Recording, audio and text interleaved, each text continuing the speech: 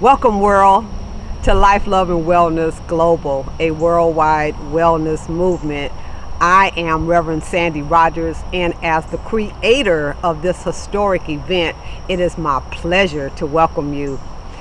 We come together to bring you this historic event. We have practitioners, holistic practitioners. We have medical doctors. We have spiritual individuals. This event is so lovingly dedicated to my mother, Mrs. Barbara Dean Brown.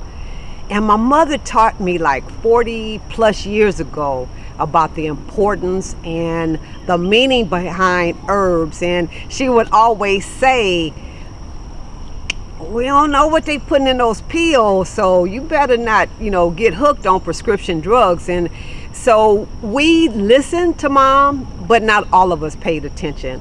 My sister, bless her heart, was diagnosed recently thereafter with asthma, and she was prescribed prednisone, which is a very powerful steroid.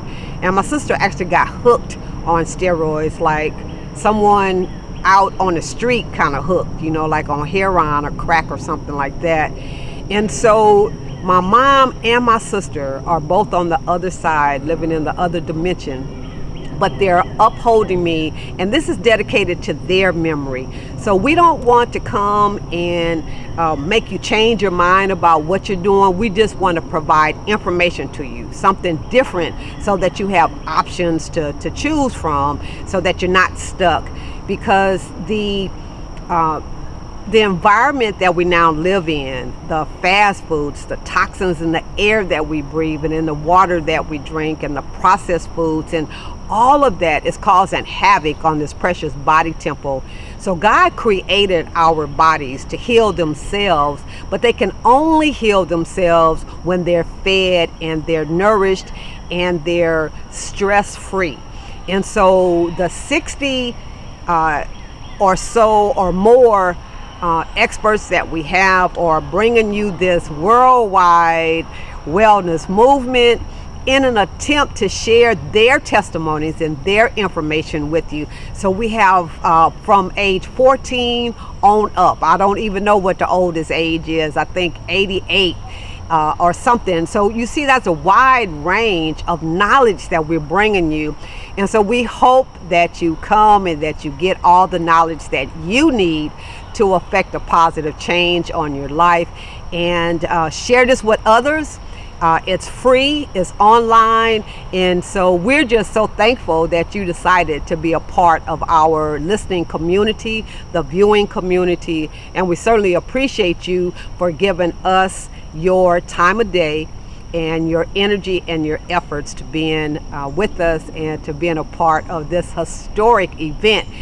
We have pulled together people of color for you, by you, right?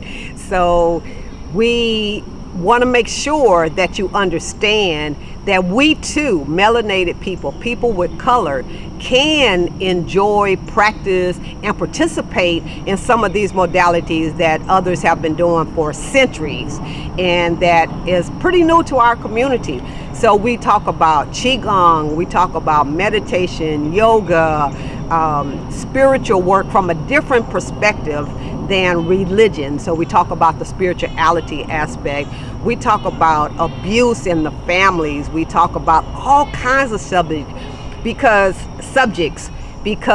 we know that in our communities there are layers and layers and layers and layers of stuff that we never talk about that's causing a negative effect on our bodies and its healing process. So we address it, whatever it is, and we hope that you will benefit from the many experts that we have, and that you walk away with lots of knowledge and lots of new information, and that you become fully empowered to share information with others.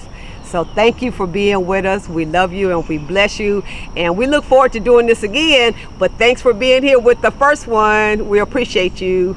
Love and wellness. Life, love, and wellness.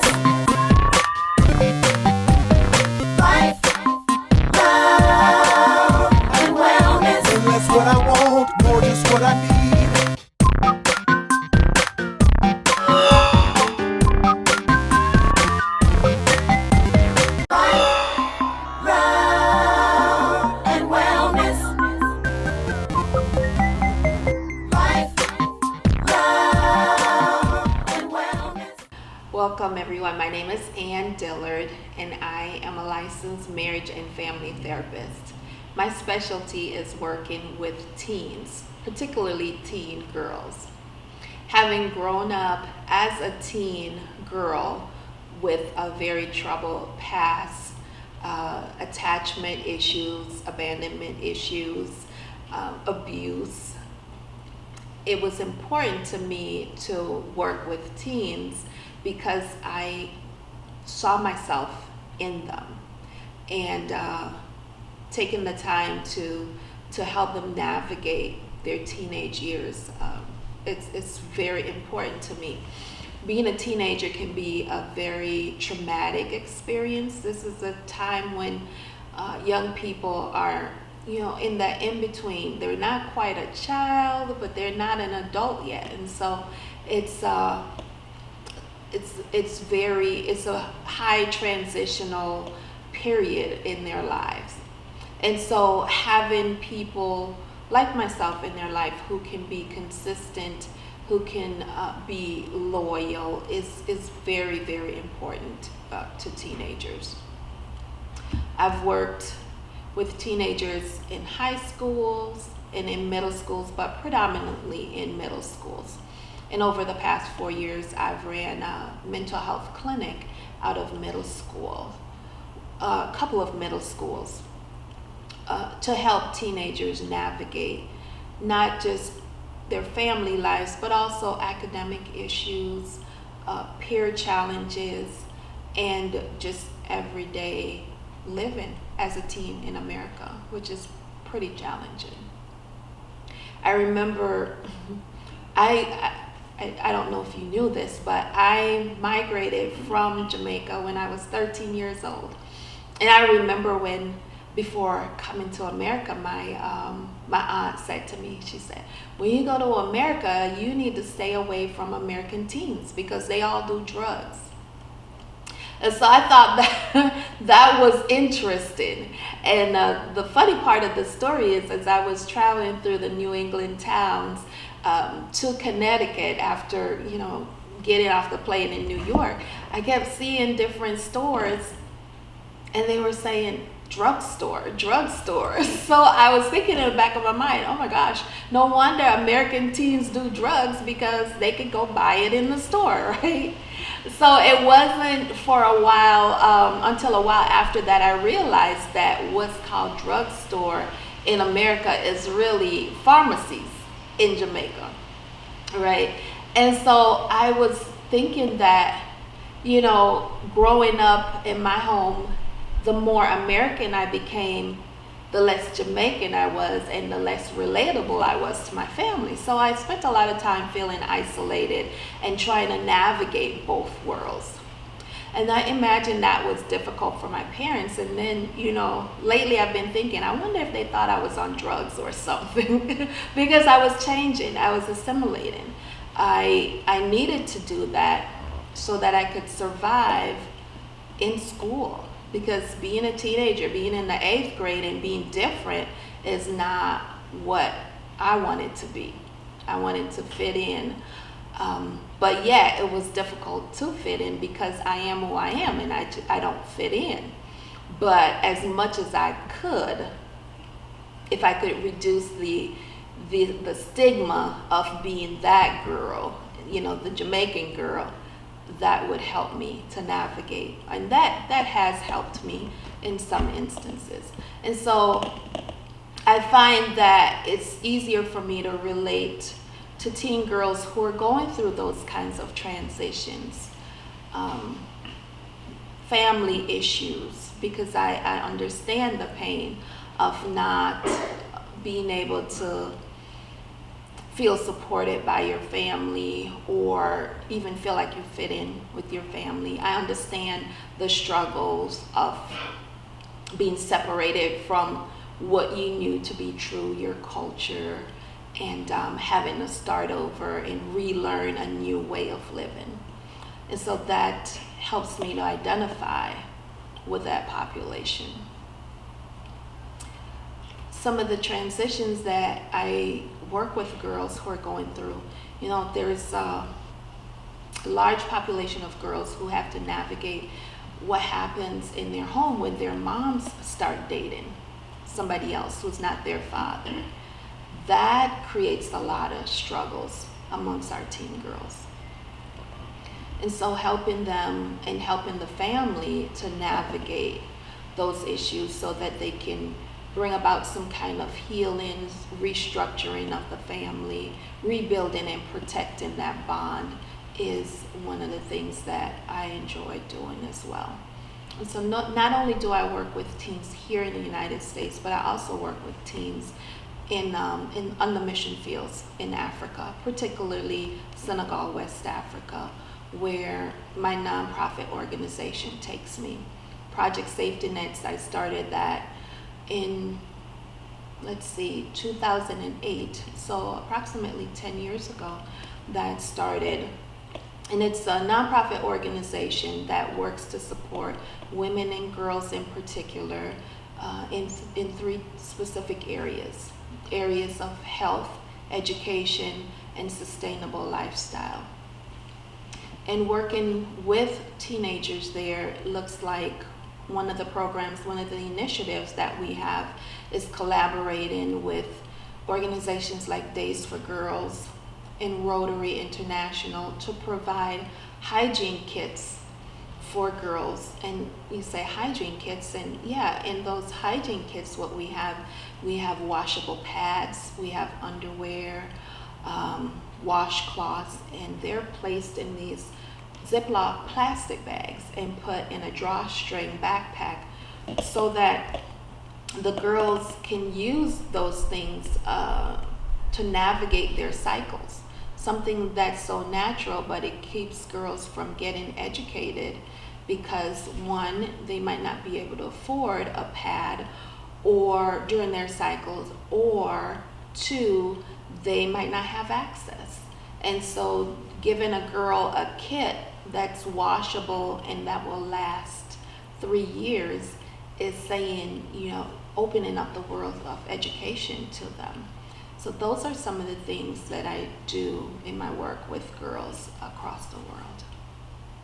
Those are some excellent projects, goals, and intentions that you have, especially when you're talking about the change of the atmosphere within the homes with parents.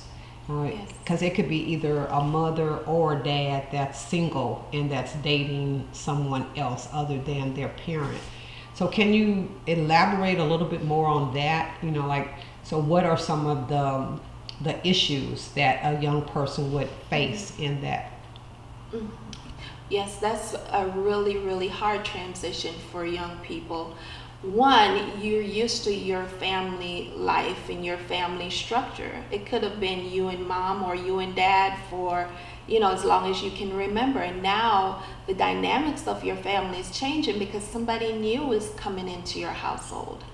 And, sometimes what I've experienced is when parents fall in love, they don't necessarily think about the child. They're thinking about, I'm in love, I found my forever love, not necessarily how am I going to help my child transition. It's like, if I'm okay, they'll be okay. But sometimes we have to really slow things down and think about, how will this affect my child? And help your child to navigate the changes that's going to happen in the family, and taking time to listen to them as well, because inadvertently a lot of times what happens is we teach our teenagers in ways that really stifles their intuition and their feelings, and they're not validated in so many ways. So to be able to have that conversation and help them walk through it to a point where they can feel comfortable engaging somebody new. Because imagine, for example, a mom falling in love with someone and, her life is like, oh wow, she's so excited about the possibilities. And her teenage daughter is like, well, what's gonna happen to me? I'm left out now, where do I fit in these dynamics? And and in add into that, a lot of times there's geographical movement that happens with the change in relationships, and taking into consideration the loss that child is experiencing, the grief that he or she is experiencing, can be is very important to take that into consideration, because if that's not addressed appropriately, and if they're not helped to not navigate that and to help build a relationship with this new partner appropriately, it could manifest in so many different ways. And the first way that we see it is, a lot of times, is we see it showing up in the academics and the behaviors at school, because the child usually doesn't necessarily know how to speak on what's happening or even understand what's happening, because they're going through so many different changes and feelings and emotions, and not know what to do with them.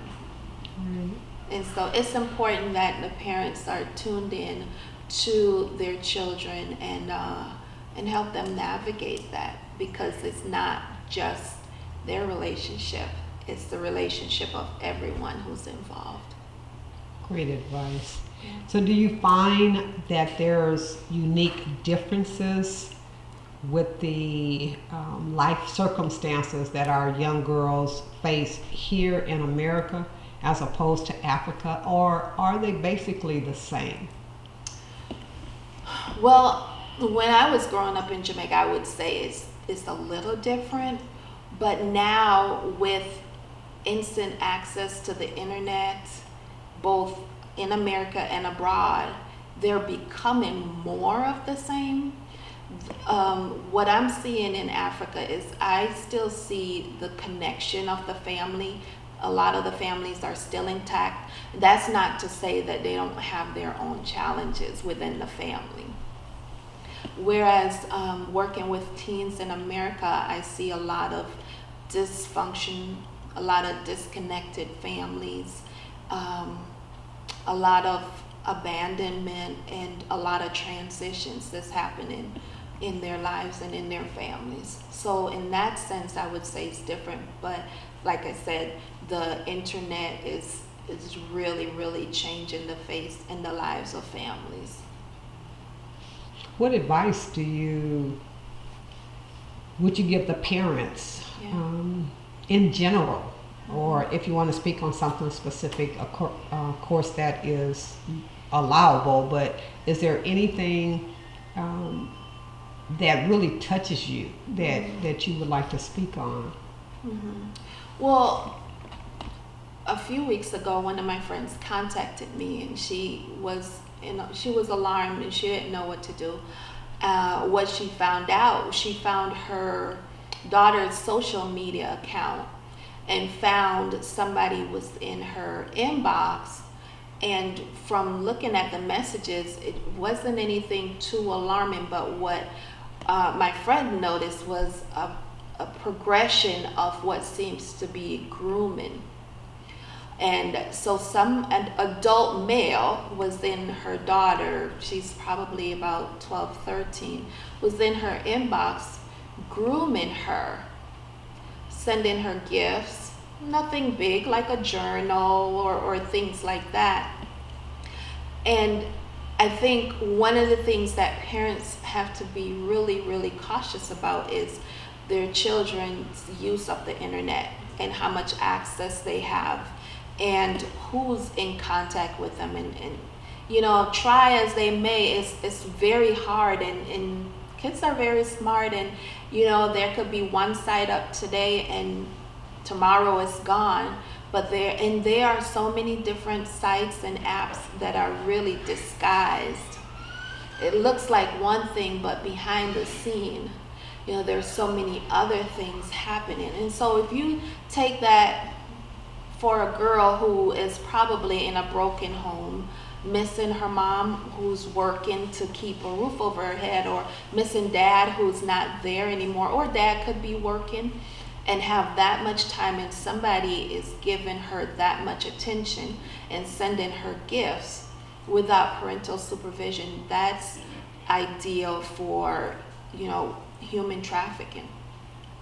And I don't think that we're talking enough to, as parents, to our children about stranger danger, because we think we meet somebody on the internet and they're instantly your friend and they understand me so well and we connect so well, and oh, they know me and they know me better than my own parents do.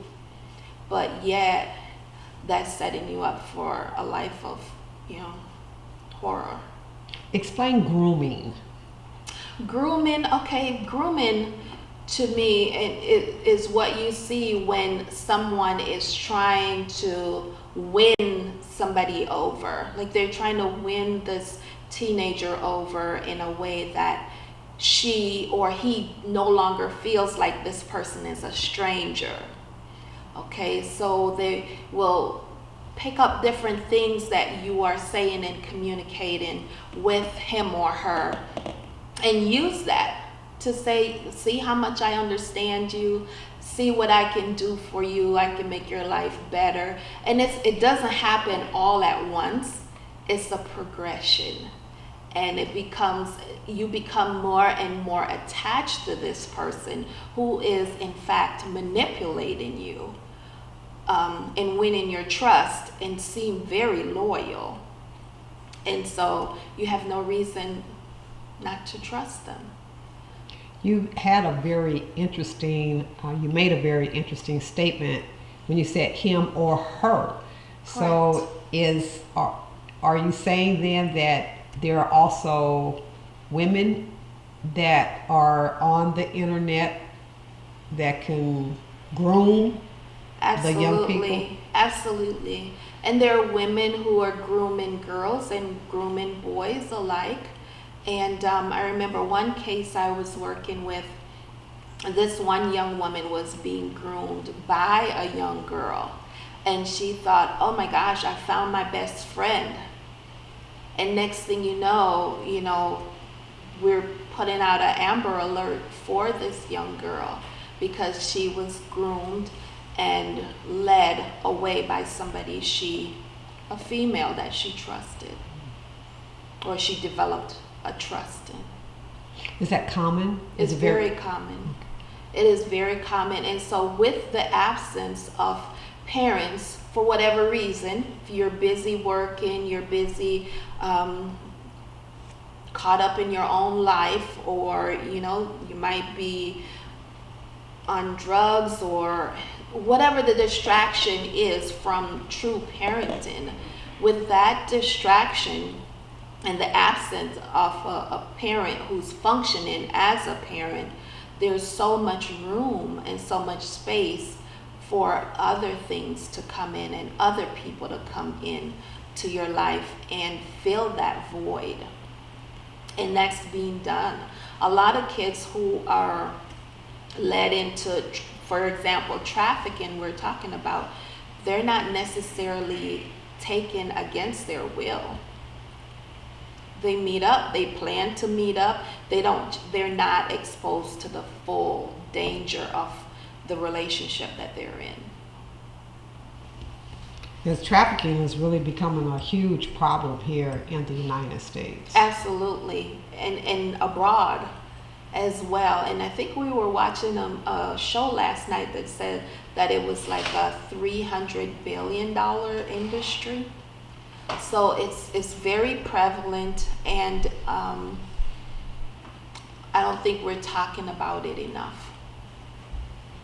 And some people might say, well, my child is too young to even think about that. But if you have access, your child have access to the internet, they are always at the risk of being engaged in something like that. And that grooming is a first step, correct? Is that what you're saying? And exactly.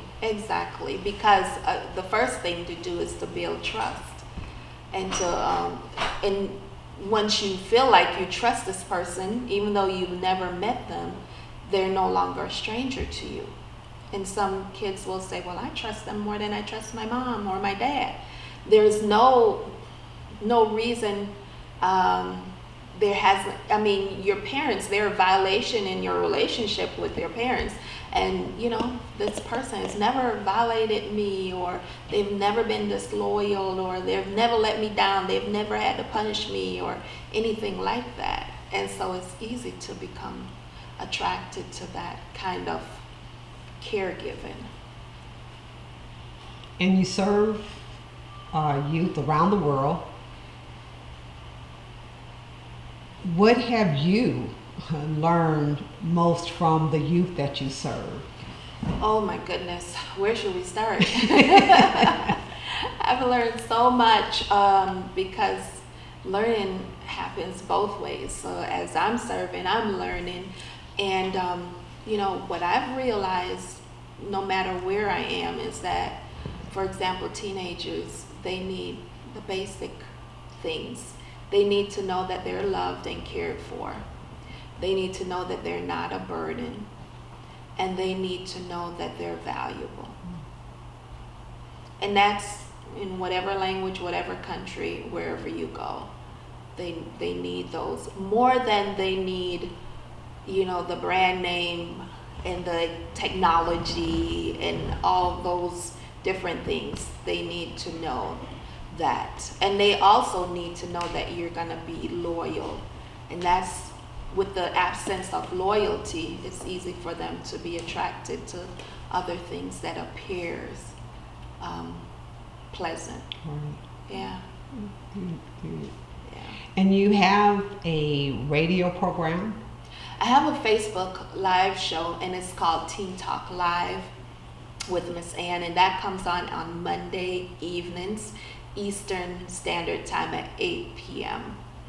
And I also have a private practice where I serve teen girls under KIP Consulting Services. I also am a part of an anthology that's coming out. It's 12 of us that contributed to this anthology. It's called Unchain My Legacy.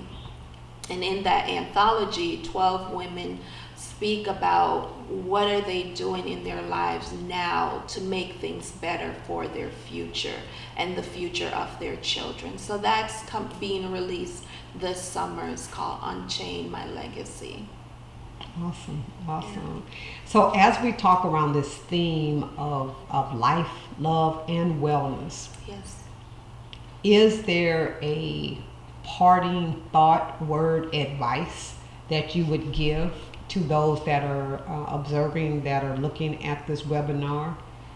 Absolutely. When I think about life, love, and wellness, I think about something that I wrote a few days ago, is that hurt girls become hurt women, who then become hurt mothers and raise hurt children.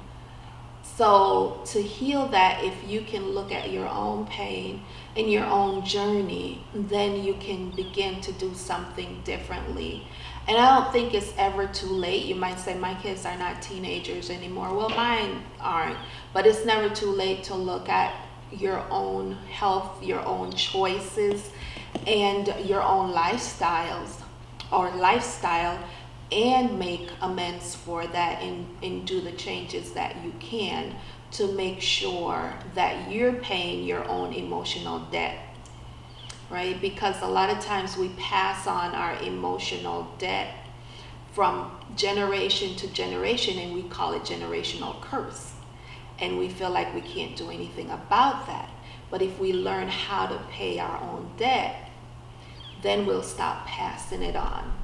And then we'll stop taking from the other generation. And I think that's one of the best ways to heal ourselves, so we can have better lives. And if you can heal yourself emotionally, then the physical will fall into line. You don't have to eat about it anymore, or you don't have to find drugs or something superficial to fill that void. And so I wish everyone emotional healing.